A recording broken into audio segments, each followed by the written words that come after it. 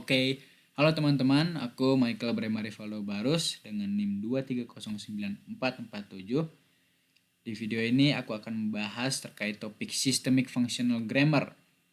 Dan dalam video ini aku akan menjelaskan 3 konsep utama dalam Systemic Functional Grammar, yaitu theme rime, mood system, dan transitivity system.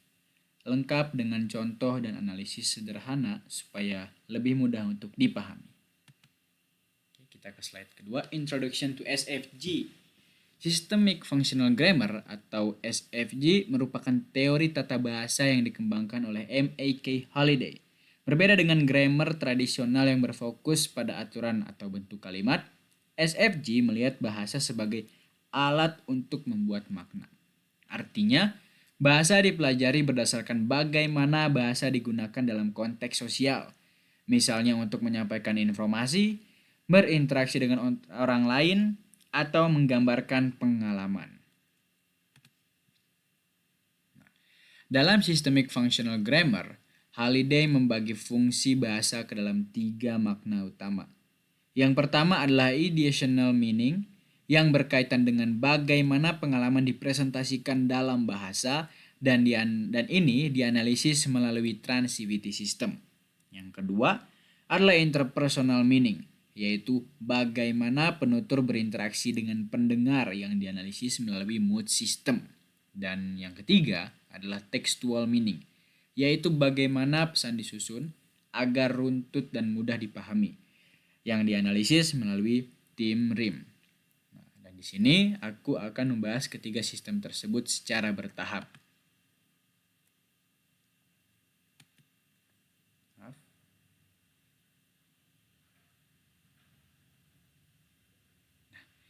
Yang pertama kita mulai dari theme rime. Dalam SFG, theme adalah bagian awal dari sebuah klausa yang berfungsi sebagai titik awal pesan. Sedangkan rime adalah bagian klausa yang berisi informasi baru atau penjelasan lebih lanjut mengenai theme. Contohnya pada kalimat ini, I study linguistics every day. Kata I berperan sebagai theme karena muncul di awal dan menjadi fokus awal pembicaraan. Sedangkan study linguistics every day merupakan rime karena memberikan informasi tentang theme tersebut. Jadi theme rime membantu kita untuk memahami bagaimana informasi disusun di dalam sebuah kalimat. Selanjutnya adalah unmarked theme. Unmarked theme merupakan theme yang paling umum digunakan, yaitu ketika subjek berada di posisi awal kalimat. Contohnya pada kalimat she likes coffee. Pada kalimat ini, she adalah subjek sekaligus theme, sehingga disebut sebagai unmarked theme. Pola seperti ini sering ditemukan dalam kalimat deklaratif dan dianggap sebagai struktur yang normal atau tidak diberi penekanan khusus. Selain unmarked theme, ada juga yang disebut sebagai marked theme. Marked theme terjadi ketika bagian awal kalimat bukan subjek, melainkan unsur lain seperti keterangan waktu, tempat, atau kondisi. Contohnya pada kalimat, in the morning, she likes coffee.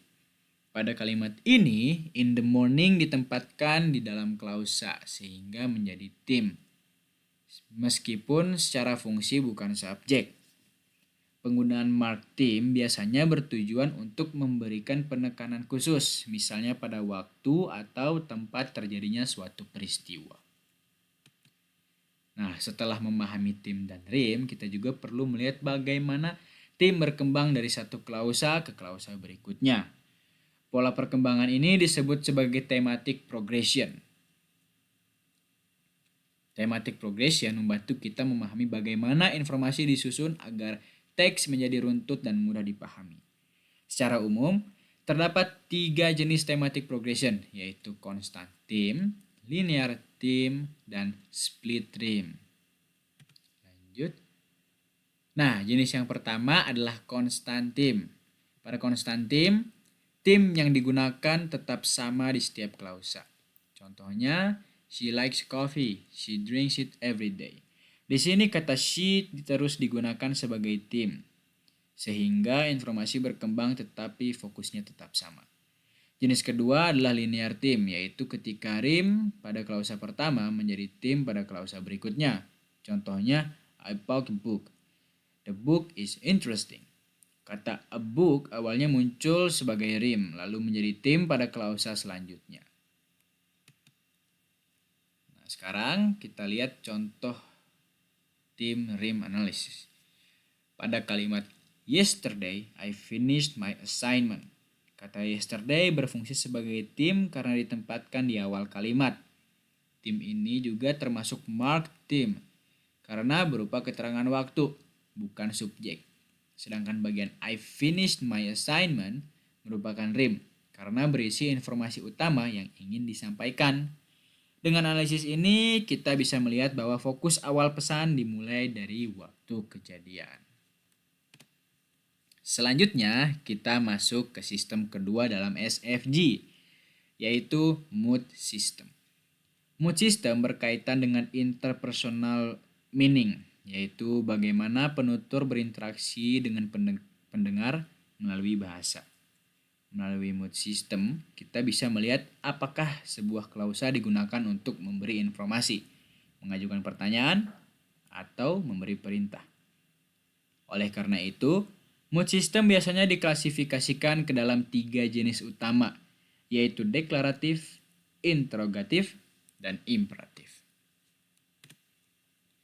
Untuk menganalisis mood system, kita perlu memahami struktur dasar dari mood itu sendiri. Dalam systemic functional grammar, mood system terdiri dari 2 unsur utama, yaitu subjek dan finite. Subjek biasanya berupa pelaku atau topik utama dalam klausa. Sedangkan finite menunjukkan waktu atau sikap. Misal present, past, atau modalitas. Bagian klausa selain subjek dan finite disebut sebagai residu. Dengan membagi klausa menjadi mood dan residu, kita bisa menentukan jenis mood dari suatu kalimat. Sebagai contoh, kita lihat kalimat she is studying linguistics. Pada kalimat ini, she berfungsi sebagai subjek dan is berfungsi sebagai finite. Kedua unsur ini membentuk mood, yaitu she is. Sedangkan bagian studying linguistics merupakan residu karena memberikan informasi tambahan tentang aktivitas yang dilakukan. Dan dari struktur ini, kita dapat menyimpulkan bahwa kalimat tersebut merupakan kalimat deklaratif. Gitu. Baik, kita lanjut ke yang selanjutnya, transitivity system. Jadi kita akan masuk ke sistem terakhir dalam systemic functional grammar, yaitu transitivity system. Transitivity system merupakan bagian dari additional meaning yang berfungsi untuk mempresentasikan pengalaman atau peristiwa dalam bahasa. Melalui sistem ini, kita menganalisis klausa berdasarkan proses, partisipan, dan circumstance. Dengan kata lain, transitivity system membantu kita menjawab pertanyaan apa yang terjadi, siapa yang terlibat, dan dalam kondisi apa. Dalam transitivity system, terdapat beberapa jenis proses. Material proses menggambarkan tindakan atau aktivitas fisik, misalnya run atau write. Selanjutnya, mental process berkaitan dengan pikiran, perasaan, atau persepsi seperti think atau feel. Selanjutnya, relational process menunjukkan hubungan atau keadaan, misalnya is atau become. Selain itu, terdapat juga verbal, behavioral, dan existential process. Namun pada video ini penjelasannya saya batasi guna untuk mengejar waktu atau dibatasi agar singkat saja. Nah, sebagai contoh analisis transitivity, kita lihat kalimat yang ada di sini.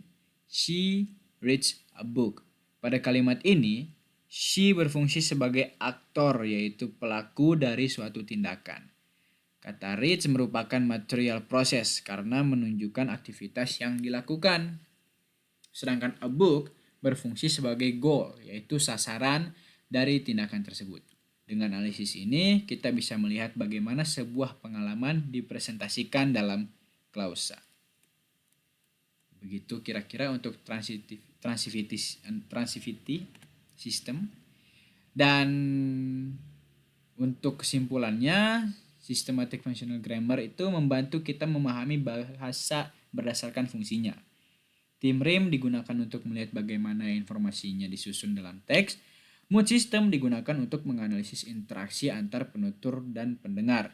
Sedangkan transitivity system digunakan untuk melihat bagaimana pengalaman dipresentasikan dalam bahasa. Ketiga sistem ini saling melengkapi dalam analisis bahasa secara fungsional.